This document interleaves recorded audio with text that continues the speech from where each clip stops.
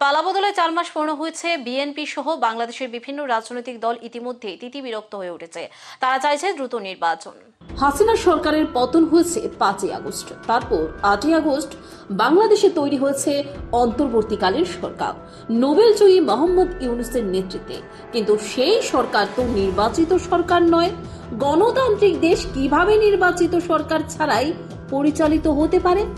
এই প্রশ্ন উঠছে বারবার। মোহাম্মদ ইউনূস নিজেও বলেছেন এই সরকার অস্থায়ী।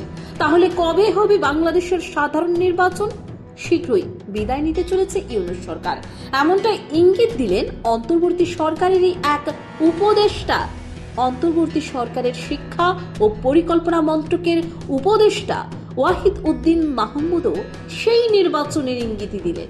শনিবারই তিনি একটি অনুষ্ঠানে বলেন, আমাদের সরকার স্বল্প মেয়াদের। ব্যক্তিগতভাবে মনে করি আগামী বছরে রাজনৈতিক নির্বাচিত সরকার দেখব আমরা। প্রসঙ্গত, আওয়ামী লীগ সরকারের পতনের পর মোহাম্মদ ইউনূসের নেতৃত্বে অন্তর্বর্তী সরকার গঠন হলেও শুরু থেকেই বিএনপি জাতীয় নির্বাচন নিয়ে চাপ তৈরি করে আসছে। নির্বাচনে গড়িমসি দেখে বিএনপি নেতাদের এই কথা বলতেও শোনা গিয়েছে, ইউনূস সরকার একবার ক্ষমতার স্বাদ পেয়ে আর ছাড়তে চাইছে না। নির্বাচন নিয়ে কোনো আগ্রহই নেই তাদের।